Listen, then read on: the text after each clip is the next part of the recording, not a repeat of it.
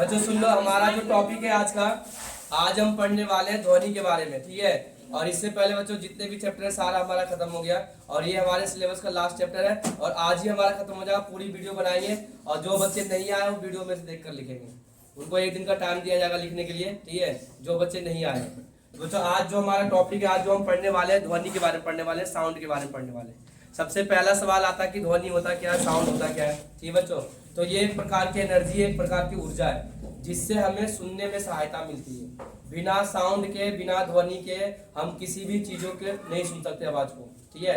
अगर मैं बोल पा रहा हूँ, आप लोग सुन पा रहे हो, किसके कारण? साउंड के कारण। अगर साउंड नहीं होता, ध्वनि नहीं होता तो हम समझ भी नहीं पाते और ना तो सुन पाते, ठीक है। साउंड के कारण ही हम लैंग्वेज को समझ पाते हैं। जो मैं बोल पा रहा हूँ आप लोग समझ पा रहे हो। अगर साउंड नहीं होता तो क्या समझ पाते हैं? क्योंकि आवाजें नहीं पहुंचती तो समझ ही नहीं पाते, ठीक है। लेकिन बच्चों हमारा दिमाग वही समझ पाता है जिसके बारे में पहले से दिमाग को पता हो। जैसे हम हिंदी समझ लेते हैं क्योंकि हमारे दिमाग को हिंदी के बारे में पता है, हिंदी के बारे में बताया गया है कि खाना किसे कहते हैं, पीना किसे कहते हैं, रोना किसे कहते हैं। थोड़े बहुत इंग्लिश के बारे में भी बताया गया है कि स्लीप में सोना होता है, बीट में रोना होता है, क्राई में चिल्लाना होता है। तो थोड़े बहुत हम इंग्लिश भी समझ लेते हैं। अगर मैं यहाँ पे मराठी भाषा बोलूँ तो क्या आप लोग समझ पाओगे? नहीं समझ पाओगे, क्योंकि मराठी भाषा के बारे में हमारे दिमाग को बिल्कुल भी नहीं पता। तो हमारे दिमाग को जो पता होता है उसी के बारे में वो समझ पाता है। ये बच्चों अगर नहीं पता होगा तो नहीं समझ पाएगा। इसलिए बच्चों हर लैंग्वेज को पढ़ना चाहिए, हर चीजों को समझना चाहिए। कुछ बच्चे कहते हैं कि पास तो हो ही जाएंगे, पढ़ के क्या करेंगे। बच्चों पास होने के लिए नहीं पढ़ते हैं, दिमाग को इंक्रीज करने के लिए पढ़ते हैं। जितना ज्यादा हम पढ़ेंगे हमारे दिमाग में उतना ज्यादा बर्डन जो आएगा और हमारा दिमाग उतना ज्यादा जो होगा एक्टिव होगा, उतना ज्यादा सोचेगा शब्दों के बारे में और उतना बढ़िया तरीके से काम करेगा। इसलिए ज्यादा से ज्यादा पढ़ेंगे तो ज्यादा से दिमाग जो होगा ग्रो करेगा। समझ में आ गया बच्चों? तो साउंड का मतलब ध्वनि होता है, ये एक प्रकार की ऊर्जा है जिससे हमें सुनने में सहायता मिलती है, ठीक है। अगर साउंड नहीं होता, ध्वनि नहीं होता तो हम चीजों को सुन नहीं पाते। लेकिन बच्चों ध्वनि दो प्रकार के होते हैं, एक संगीत होता है, एक शोर होता है, ठीक है। संगीत और शोर। संगीत उसे कहा जाता है जो हमारे कानों के लिए सुखद होता है, जो हमें सुनने में अच्छा लगता है। जैसे मान लिया किसी का ब्रेकअप हो गया तो बच्चों दुखी वाला गाना सुनता है, बहुत अच्छा लगता है उसको। संतोष सैड सॉन्ग, ठीक है, सैड सॉन्ग सुनता है, बहुत तसल्ली मिलता है बंदे को, बहुत सुकून मिलता है। अगर किसी को प्यार हो गया तो लव सॉन्ग सुनता है, उसको बहुत ज्यादा मजा आता है, सुख मिलता है, दिल को, कानों को सुख मिलता है, ठीक है। तो ये जो बच्चों संगीत है, ये क्या हमारा संगीत है। लेकिन बच्चों जब एक ही संगीत को बार बार सुनते हैं, अगर एक ही गानों को बार बार तुम्हें सुनाया जाए तो बच्चों तुम इरिटेट हो जाओगे, मतलब वो शोर में बदल जाएगा। किसे बदल जाएगा? शोर में बदल जाएगा। यानी कि जो हमारे कानों के लिए सुखद नहीं होता है, जो हमारे कानों के लिए दुखद होता है, उसे हम शोर शराबा कहते हैं। और शोर से बच्चों देखो क्या क्या नुकसान होता है। शोर से हमारे अंदर दिमाग की कमी हो जाती है, सोचने और समझने की शक्ति कम हो जाती है। अगर शोर शराबा में जब हम पढ़ते हैं तो बच्चों में कुछ समझ में नहीं आता। शोर शराबा में जब हम पढ़ते हैं तो हमें कुछ समझ में नहीं आता है। लेकिन जब शांत माहौल में पढ़ते हैं तो हमें बिल्कुल क्लियर समझ में आ जाता है। क्योंकि बच्चों हमारा जो दिमाग होता है एक बार में सिर्फ एक ही ध्वनि को अपने अंदर ग्रहण कर सकता है, एक ही ध्वनि के बारे में सोच सकता है। अगर एक से ज्यादा हुआ तो बच्चों ना तो सोच पाएगा ना तो समझ पाएगा। इसीलिए पढ़ते समय बच्चों शांति से सुना करो। अगर तुम चाहते हो कि बिल्कुल सारे के सारे टॉपिक है, सारे के सारे क्वेश्चन दिमाग में रहे, जितना भी मैं समझा रहा हूँ वो सारे टॉपिक दिमाग में रहे, तो बच्चों चीजों को समझा करो, शांति से सुना करो, बिल्कुल याद हो जाएगा। घर पे याद करने की जरूरत नहीं पड़ेगी, ठीक है। लेकिन जैसे मैं यहाँ पढ़ा रहा हूँ, कुछ बच्चे आपस में बात करने लग जाते हैं, कुछ बोलने लग जाते हैं, तो इससे क्या होता है, दिमाग होता है डिस्टर्ब हो जाता है और जिसके कारण वो चीजों को समझ नहीं पाता और तुरंत भूल जाता है। तो बच्चों हमारा दिमाग भी एक प्रकार की मशीन है, एक ऐसा मशीन है जिसको चलाना आना चाहिए तुम लोग को। चलाने का मतलब है अगर किसी चीज के बारे में बताया जा रहा है उसको ध्यान से सुना करो, समझा करो, फिर याद नहीं करना पड़ेगा, अपने आप याद हो जाएगा। लेकिन तुम यहाँ पे 90% बच्चे ऐसे होते हैं, टीचर समझा रहे होते हैं, आपस में बात कर रहे होते हैं, उनको लग रहा होता है हम आई एम वेरी जीनियस है, मैं बहुत ज्यादा महान व्यक्ति हूँ, मैं दो काम को एक साथ कर सकता हूँ। लेकिन बच्चों ये संभव नहीं है। समझ में आ गया? इसलिए बच्चों शांति से समझना है, शांति से सुनना है और एक एक टॉपिक को समझते जाना है। लास्ट में मैं पूछूंगा, ठीक है, कि क्या क्या और कैसे कैसे मैंने समझाया है। हो भाई इनमें से एक दो बच्चों को मैं बुला भी सकता हूँ यहाँ पे समझाने के लिए, इसलिए ध्यान से सुनते जाना, ठीक है। बाद में मत बोलना कि भैया मुझे मत बुलाओ। कुछ बच्चे कैमरे से डर जाते हैं, वाह भाई क्या होगा आज, भैया पूछेंगे मेरी बेइज्जती हो जाएगी, तो पहले से पढ़ के रखा करो भाई, बेइज्जती क्यों होगी। ठीक है, चलो देखो बच्चों, सबसे पहला क्वेश्चन है हमारा ध्वनि। ध्वनि का मतलब क्या है बच्चों? साउंड। ठीक है, ये क्या है? यह एक प्रकार की ऊर्जा है जिससे हमें सुनने में सहायता मिलती है। ये जो एक प्रकार की क्या है? ऊर्जा है जिससे हमें सुनने में सहायता मिलती है। दूसरा क्वेश्चन है बच्चों, ध्वनि का उत्पादन कैसे होता है? ध्वनि का उत्पादन जो होता है कैसे होता है? ठीक है बच्चों, ध्वनि का उत्पादन कैसे होता है? ध्वनि का उत्पादन जो होता है कंपमान वस्तु से होता है। कंपमान वस्तु से होता है। ठीक है, जिसमें कंपन ज्यादा होगा उसमें ध्वनि का उत्पादन भी ज्यादा होगा, जिसमें कंपन कम होगा उसमें ध्वनि का उत्पादन भी कम होगा। फॉर एग्जाम्पल, अगर हम दीवार पे डंडे से मारेंगे और थाली पे डंडे से मारेंगे तो बच्चों थाली से ज्यादा आवाज आएगी या दीवार से? थाली से ज्यादा आवाज आएगी ना, क्योंकि थाली जो है एक धातु है और बच्चों उसके अंदर कंपन ज्यादा होता है, इसलिए ध्वनि का उत्पादन भी ज्यादा होगा। दीवार पे मारेंगे तो इसमें कंपन कम होता है, इसलिए बच्चों इसमें ध्वनि का उत्पादन भी क्या होगा? कम होगा। समझ में आ गया? तो ध्वनि का जो उत्पादन होता है बच्चों किससे होता है? कंपमान वस्तु से होता है। ध्वनि का उत्पादन हमेशा कंपमान वस्तु से होता है। उसके बाद बच्चों ध्वनि आगे गमन कैसे करती है? ध्वनि जो आगे कैसे बढ़ती है? तो बच्चों ध्वनि को आगे बढ़ने के लिए, साउंड को आगे बढ़ने के लिए माध्यम की जरूरत पड़ती है। किसकी जरूरत पड़ती है? माध्यम। और माध्यम जो होते हैं बच्चों 3 प्रकार के होते हैं, ठोस, द्रव्य और गैस। बिना माध्यम के साउंड आगे नहीं बढ़ सकता।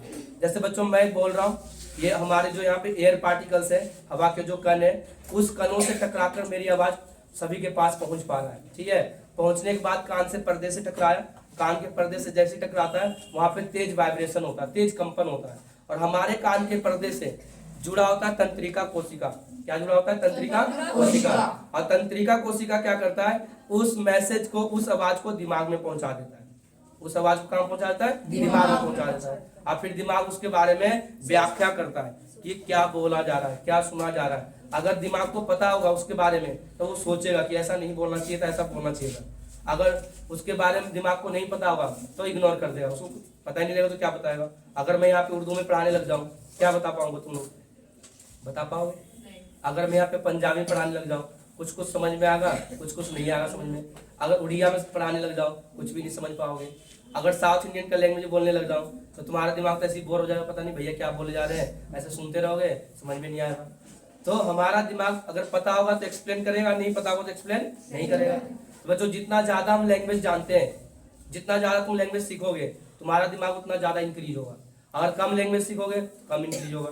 यहाँ पे बच्चे ज्यादा से ज्यादा 2 लैंग्वेज जानते होंगे, एक हिंदी लैंग्वेज और दूसरा अगर बिहार के होंगे तो भोजपुरी लैंग्वेज, और बाकी तो भाई भोजपुरी जानेंगे, और यूपी के होंगे तो हिंदी के अलावा कुछ जानते ही नहीं होंगे। ज्यादा थोड़ी बहुत इंग्लिश जान लेते होंगे। ठीक है, इसलिए नॉलेज भी कम होगी। ज्यादा नॉलेज कब होगी? जब हमारे पास लैंग्वेज ज्यादा होगा हमारे दिमाग में, तो नॉलेज भी ज्यादा होगी। लैंग्वेज कम होगा तो नॉलेज भी क्या होगी? कम होगी। ठीक है बच्चों, तो आगे सुन लो।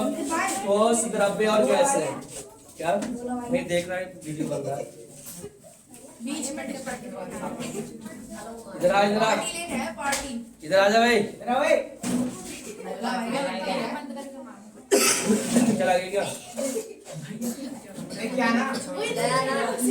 बच्चों सुनो ध्यान से, चलो आगे सुनो। अरे वो चश्मे का आगे सुनो बच्चों। ध्वनि को आगे बढ़ने के लिए ठोस, द्रव्य और गैस है। ध्वनि जो 3 माध्यम से होकर गुजरती है, ठोस, द्रव्य और गैस। और बच्चों ठोस में ध्वनि का जो चाल है सबसे ज्यादा होता है। अगर पेपर में पूछ लिया कि गति किसमें सबसे ज्यादा होता है साउंड का, तो क्या बताना है? ठोस में। फिर किसमें होता है? सबसे कम किसमें होता है?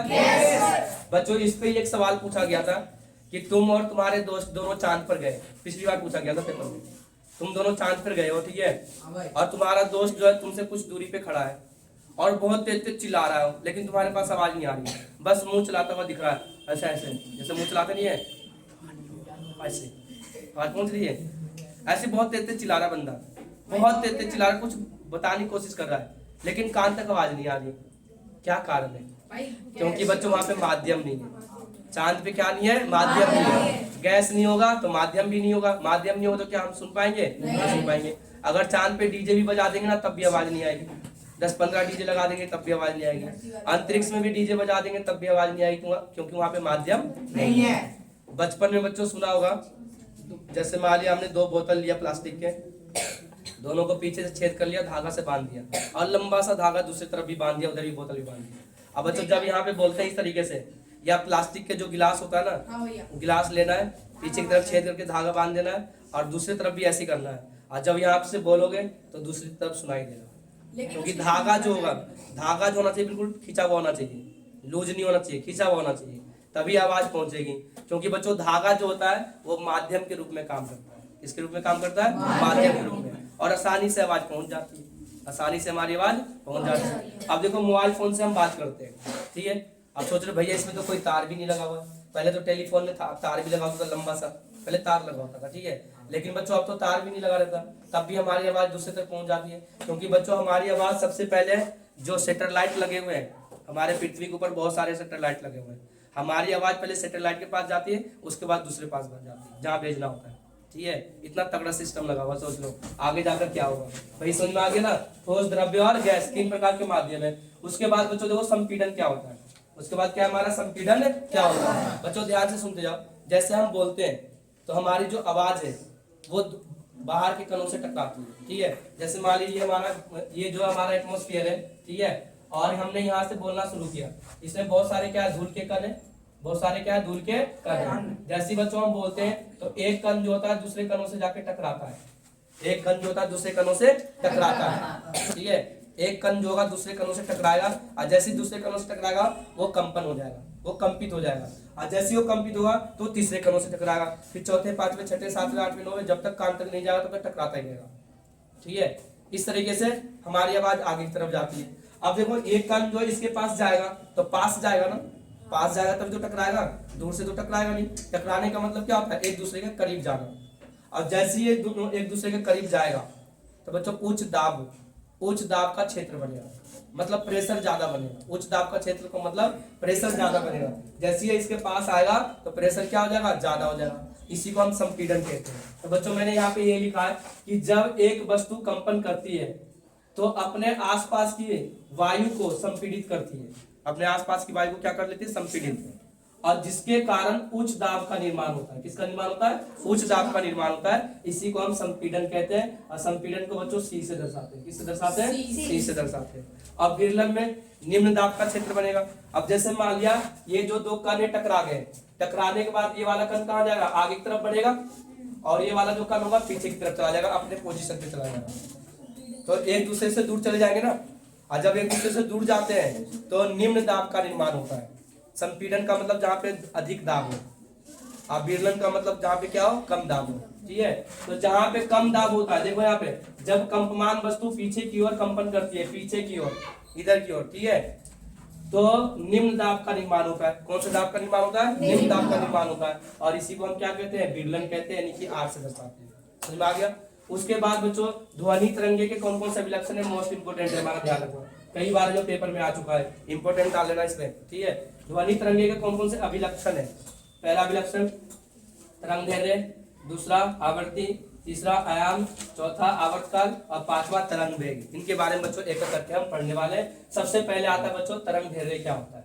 दो क्रमागत संपीड़नों और दो क्रमागत विरलनों के बीच की दूरी को तरंग दैर्ध्य कहते हैं। अब देखो बच्चों, जब हम बोलते हैं, इसमें मिटा दूं ताकि मैं समझा पाऊं यहाँ पे, ठीक है। देखो बच्चों, जैसे मान लिया हमने बोला, जब हम धीरे धीरे बोलते हैं तो हमारी आवाज इस तरीके से आगे आगे की तरफ बढ़ती है। देखो ऐसे, जब हम धीरे धीरे बोलते हैं तो, ठीक है, जैसे मैं धीरे धीरे बोल रहा हूँ तो पीछे वाला बंदा सुन भी नहीं पाएगा। जैसे मैंने बोला, बच्चों पढ़ लिया सबने, कोई दिक्कत नहीं है, और धीरे धीरे आवाज जा रही है ना। अगर मैं तेज बोलूंगा तो उस कमरे में जो बैठा हुआ बंदा वो भी सुन जाएगा।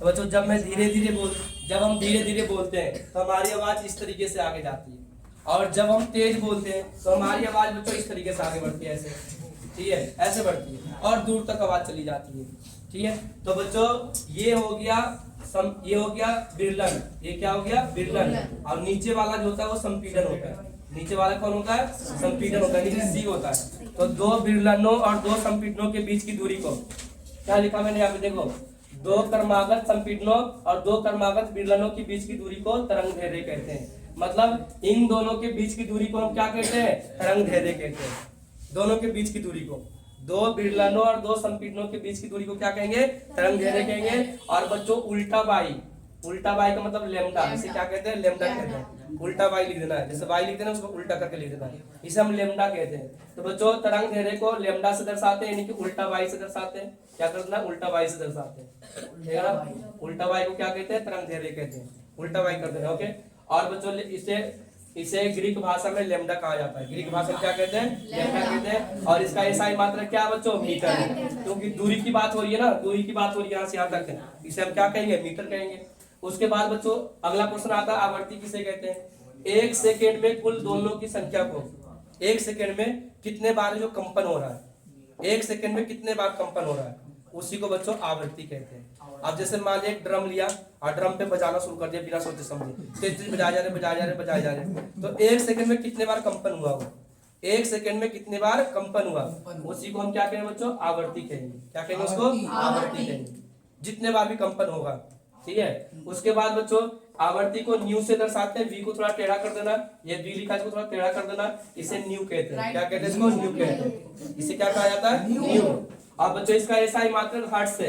क्या है? हर्ट्ज है। और हर्ट्ज का मतलब बच्चों एच जेड से दर्शाते हैं इसको। क्या लिखते हैं? H Z. एच जेड का मतलब क्या होता है? हर्ट्ज होता है। उसके बाद बच्चों अगला टॉपिक आता है हमारा, एक हर्ट्ज किसे कहते हैं? एक हर्ट्ज किसे कहते हैं? बच्चों एक हर्ट्ज एक कंपन प्रति सेकंड के बराबर होता है। अगर एक सेकंड में एक कंपन हो रहा है, अगर एक सेकंड में एक कंपन हो रहा है तो समझ जाना कि एक हर्ट्ज है। कितने हर्ट्ज है? एक हर्ट्ज। अगर एक सेकंड में एक कंपन हो रहा है तो, ठीक है, अगर एक सेकंड में एक कंपन हो रहा है तो उसे हम क्या कहेंगे? एक हर्ट्ज कहेंगे। उसके बाद बच्चों आता है आवर्त काल। क्या आता है? आवर्त काल। एक कंपन को पूरा करने में लिए गए कुल समय को आवर्त काल कहा जाता है। एक कंपन को पूरा करने में जितना भी समय लिया जाता है, एक कंपन को पूरा करने में, उसे हम आवर्त काल कहेंगे। और इसे बच्चों किससे दर्शाते हैं? इसका टी से दर्शाते हैं। और इसका एसआई मात्रक सेकंड होता है। इसका एसआई मात्रक क्या होता है? सेकंड होता है। उसके बाद देखो बच्चों आयाम क्या होता है? आयाम जैसे मान लिया बच्चों एक एयर पार्टिकल्स है, हवा के कण है, ये इसका मूल बिंदु हो गया जहां पे वो रहता है। जैसे हमने बोला तो बच्चों ये टकराएगा, इसमें क्या हो जाएगा? कंपन हो जाएगा। जब कंपन होगा तो आगे की तरफ बढ़ेगा, दूसरे से टकराने के लिए बढ़ेगा आगे की तरफ, फिर दोबारा से क्या होगा? पीछे की तरफ आ जाएगा। तो अपने मूल बिंदु से जितना भी विस्थापन करता है, विस्थापन का मतलब आगे बढ़ जाना, विस्थापन का मतलब आगे बढ़ जाना, मूल बिंदु का मतलब जहां पे वो रहता है, जहां पे हमेशा परमानेंटली सेटअप है, उसका मूल बिंदु हो गया। और विस्थापन का मतलब कंपन होने के बाद कितना दूर गया और फिर वापस आ गया, ठीक है, उसी विस्थापन को आयाम कहते हैं। तो बच्चों मैंने ये लिखा है, किसी माध्यम के कणों के उसकी मूल स्थिति के दोनों ओर अधिकतम विस्थापन को तरंग आयाम कहते हैं। कितना विस्थापन हो रहा है, ठीक है, अधिकतम का मतलब कितना विस्थापित हो रहा है, वो कितना आगे बढ़ रहा है, जितना भी आगे बढ़ेगा उसी को आयाम कहेंगे। उसी को क्या कहेंगे? आयाम कहेंगे। समझ में आ गया? जैसे बच्चों पेंडुलम होता है, पेंडुलम जानते हो? घड़ी में जैसे, ठीक है, ऐसे घूमता रहता है। तो यहाँ से यहाँ गया, फिर यहाँ से यहाँ आया, यहाँ से यहाँ गया, यहाँ से यहाँ आया, ये क्या हो गया? विस्थापित हो रहा है। तो इसका अगर पेंडुलम को रोक दिया जाए तो क्या होगा? इसका जो निश्चित बिंदु होगा कहाँ पे होगा? बीच में होगा, ऐसे लटका रहेगा, ऐसे तो लटका रहेगा। लेकिन बच्चों जब पेंडुलम को चालू किया जाता है, जैसे 12 बज गया तो अपने आप में टन टन बजने लग जाता है, क्योंकि ये ऊपर जाता है और उसके बाद क्या जाएगा? इधर जाएगा, फिर यहाँ पे आएगा। तो ये विस्थापित भी हो रहा है, ऊपर भी विस्थापित हो रहा है, इधर भी विस्थापित हो रहा है। इसका मूल स्थिति क्या हो गया? ये हो गया। इसी को हम क्या कहेंगे? आयाम कहेंगे, जितना भी विस्थापित हो। बोलो भाई क्या पूछ रहा है? कौन सा बता तो दिया? आयाम, ठीक है, जितना विस्थापित होगा। अब ये तो साउंड आगे बढ़ रहा है, ये जैसे मान लीजिए धूल के कण है, ठीक है, जैसे साउंड से टकराएगा कंपित हो जाएगा, कंपित होने के बाद दूसरे कणों से जाके टकराएगा, टकराने के बाद दोबारा वापस आ जाएगा। तो कितना दूर गया है, कितना दूर है जो जाके टकराया, उसी को आयाम कहेंगे, ठीक है। कितना विस्थापित हुआ, विस्थापित का मतलब कितनी दूरी तय कर लिया तुमने, उसी को हम क्या कहेंगे? आयाम कहेंगे। और आयाम को बच्चों किससे दर्शाते हैं? ए से दर्शाते हैं। और आयाम का स्थायी मात्रक मीटर होता है। आयाम का स्थायी मात्रक क्या होता है बच्चों? मीटर। समझ में आ गए? अब बच्चों अगले टॉपिक पे ध्यान देते हैं, ठीक है, नोट कर लिया ना सबने? अब इसको मैं मिटा रहा हूँ बच्चों, इसको सारी सुन लिया, बोलना नहीं है। अच्छा इसके बाद एक टॉपिक और रह जाएगा, उसको मैं लिखवाऊंगा, उसके बाद छुट्टी होगी, ठीक है, पूरा टॉपिक खत्म हो जाएगा, ठीक है। तो बच्चों इससे पहले हमने क्या पढ़ा था? लास्ट टॉपिक क्या पढ़ा था? आयाम बता दिया ना। बच्चों अगला जो हमारा टॉपिक शुरू हो रहा है जिसका नाम है तारतम्य। तारत्व। क्या नाम है? तारत्व। इस पे ये पूछा जाएगा कि तारत्व जो होता है किस पर निर्भर करता है। तो बच्चों जो तारत्व होता है वो आवर्ती पे निर्भर करता है। किस पे निर्भर करता है? आवर्ती पे। बच्चों लड़कियों के गले का जो तारत्व होता है वो तारत्व जो होता है कम होता है, इसलिए लड़कियों की आवाज जो होती है पतली होती है। लड़कों में तारत्व ज्यादा होता है इसलिए आवाज जो होती है मोटी होती है, जिसे फटा स्पीकर भी कहते हैं। ठीक है, तो ऐसी आवाज भारी भारी आवाज हो जाती है। हंसने की जरूरत नहीं है, बहुत सारे लड़कियों के अंदर भी कमी होता है, लड़कों के अंदर होता है। तो मिला जुलाकर सब एक जैसे ही है। ठीक है, इसलिए बच्चे एक दूसरे पे हंसना नहीं है। ध्यान से सुनते जाओ। तो बच्चों 80 डीबी, डीबी का मतलब डेसिबल, डेसिबल, डेसिबल का मतलब होता है बच्चों शोर नापने का ये जो यंत्र होता है। 80 डीबी से अगर ऊपर हो गया ध्वनि का आवर्ती तो उसे हम शोर कहते हैं। क्या कहते हैं? शोर कहते हैं। 80 डीबी से ज्यादा प्रबल ध्वनि को शोर कहते हैं। और उसके बाद बच्चों अगला क्वेश्चन आता है तरंग वेग किसे कहते हैं? एक तरंग द्वारा 1 सेकंड में तय की गई दूरी। एक तरंग का मतलब एक कंपन।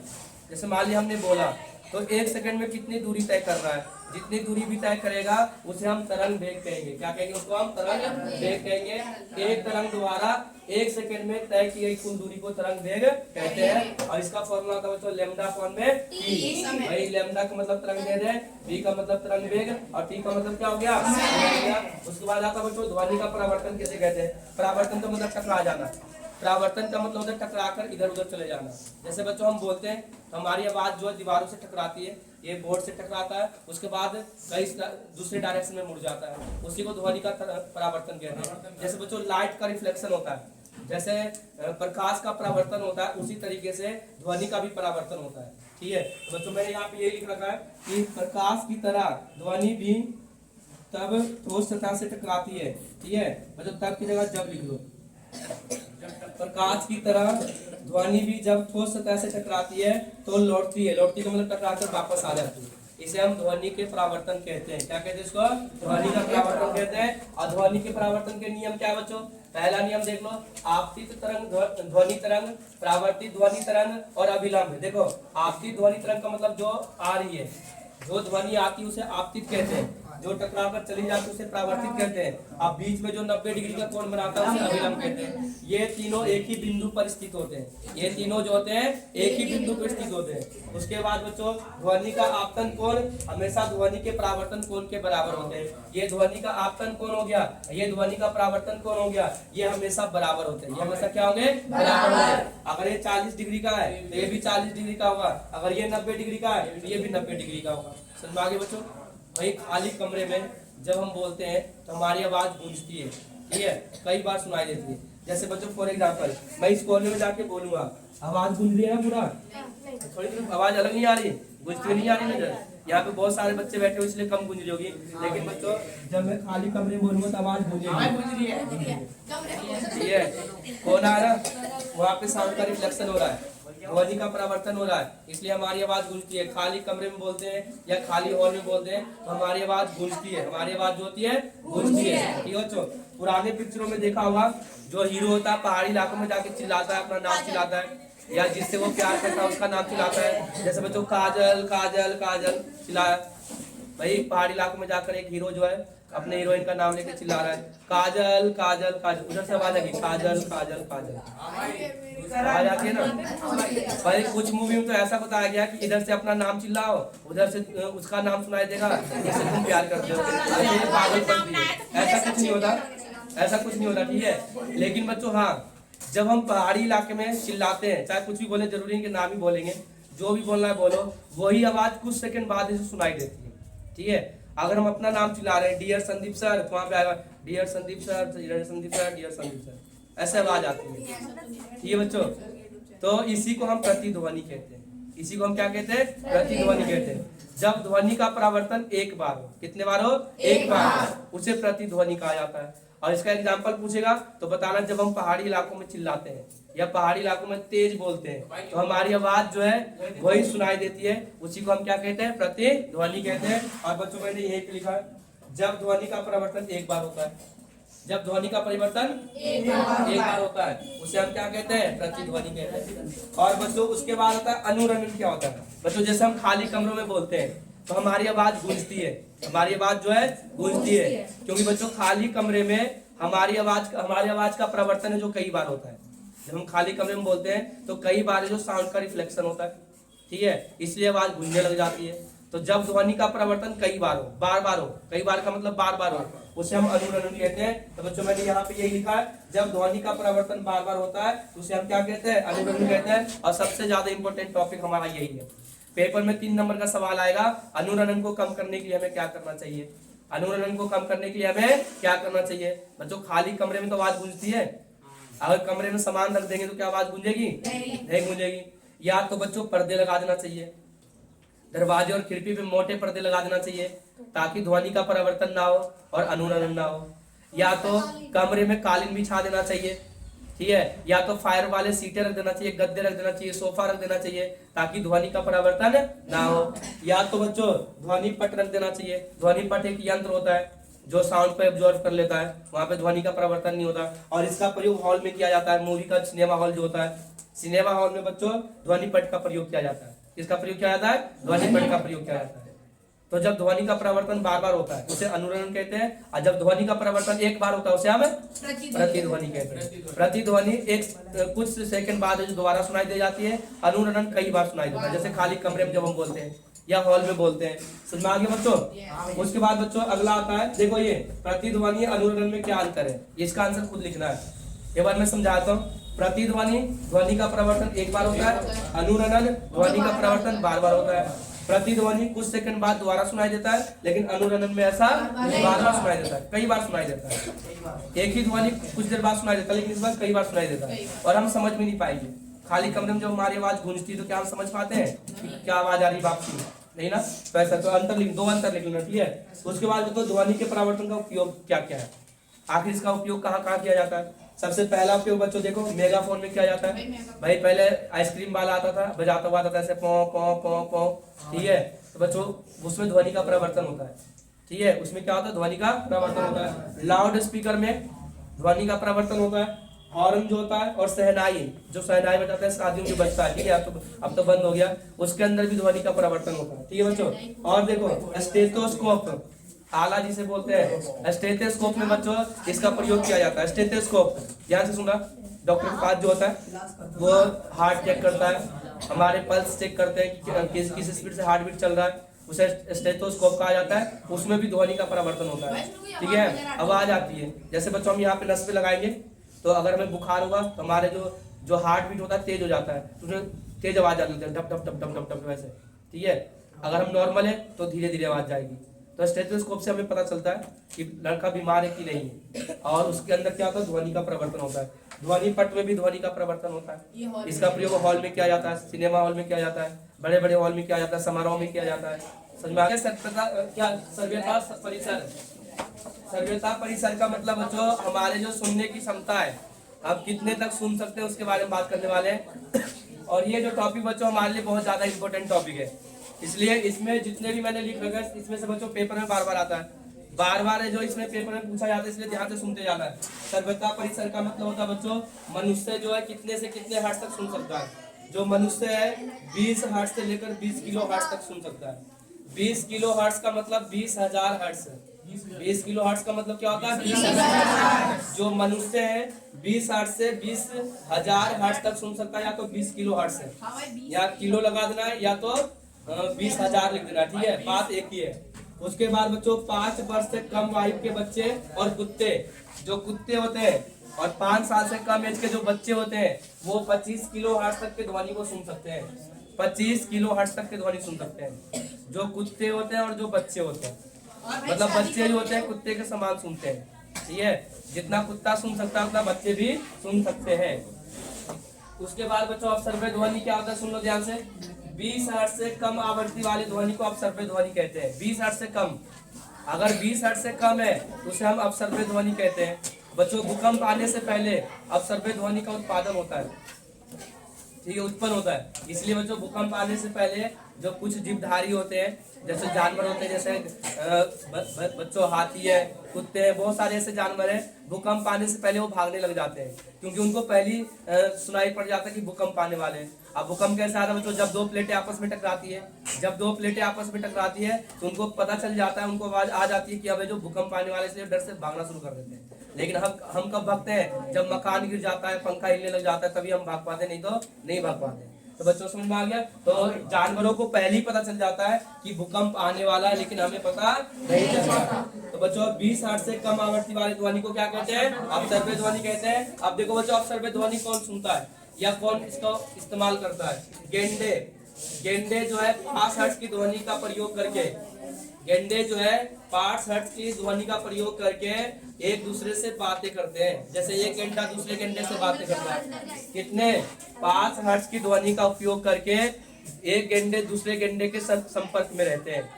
जैसे भाई हम तो चिल्लाते हैं, तेज चिल्लाते हैं, कहाँ है तू, लेट क्यों आया, नशे में रहता है, चरस पीता है, गांजा पीता है, पता नहीं चलता है, ऐसे चिल्लाते हैं ना, ठीक है। तो बच्चों लेकिन गेंडे जो होते हैं 5 हर्ट्ज की ध्वनि का प्रयोग करते हैं और दूसरे गेंडे से संपर्क में रहते हैं, जो कहाँ गया, कितने दूर पे हो गया हुआ है, ठीक है बच्चों। और हाथी, वेल अपसर्व्य ध्वनि का उत्पन्न करता है। जो हाथी हो गया, वेल मछली जो है, ये कौन से ध्वनि का उत्पन्न करता है? अपसर्व्य ध्वनि का उत्पादन करता है। और बच्चों प्रासर्व्य ध्वनि क्या होगा, सुन लो। प्रासर्व्य ध्वनि भाई 20 किलो हर्ट्ज से अधिक आवृत्ति वाली ध्वनि को, 20 किलो हर्ट्ज से अधिक, अगर 20 हर्ट्ज से कम है अपसर्व्य ध्वनि, अब 20 किलो हर्ट्ज से ज्यादा है तो उसका क्या कहेंगे? प्रासर्व्य ध्वनि कहेंगे। और इसका प्रयोग कौन करता है? कुत्ते, डॉल्फिन, चमगादड़ और चूहे प्राध्वनि को सुन सकते हैं। और बच्चों कुत्ते और चूहे प्राध्वनि को उत्पन्न भी करते हैं और सुन भी सकते हैं, ये हमेशा ध्यान रखना है। उसके बाद बच्चों देखो, सबसे ज्यादा इंपॉर्टेंट है हमारा ये, हमारा टॉपिक जो है वही लक्की मुर्गा बन जाओ, मुर्गा बन जल्दी, समझा रहा हूँ, बात किया जा रहा है,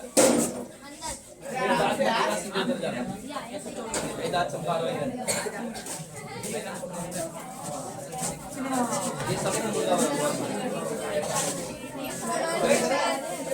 अरे इंग्लिश मीडियम वाले अंदर बैठ जाओ, इंग्लिश मीडियम वाले अंदर चलो,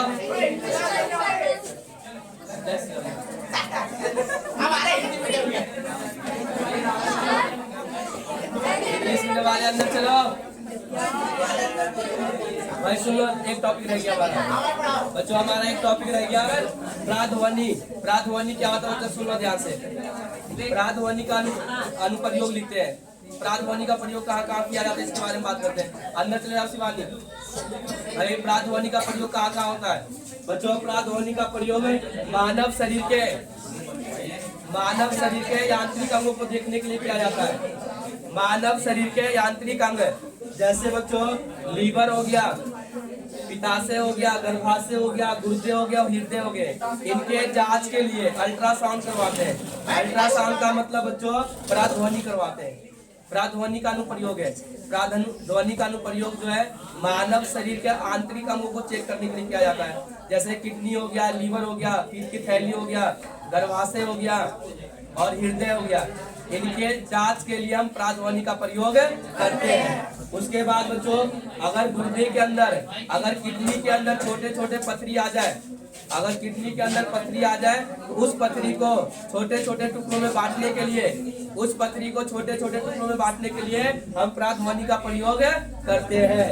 उसके बाद बच्चों ईसीजी करवाते हैं, इसमें प्राध्वनि का प्रयोग किया जाता है। ईसीजी से हमें ये पता चलता है कि हमारा जो हार्ट है, हमारा जो दिल है, हमारा जो हृदय है, वो कौन से गति से चल रहा है, कौन से गति से चल रहा है। हमारा जो हृदय है, हमारा जो हार्ट है, वो कौन से गति से चल रहा है, इसके लिए क्या करवाते हैं? हम ईसीजी करवाते हैं। क्या करवाते हैं? ईसीजी करवाते हैं। उसके बाद बच्चों अल्ट्रासोनोग्राफी होता है। सुन लो बच्चों ध्यान से, अल्ट्रासोनोग्राफी का मतलब क्या होता है? अल्ट्रासोनोग्राफी में हृदय के गति को मापा जाता है।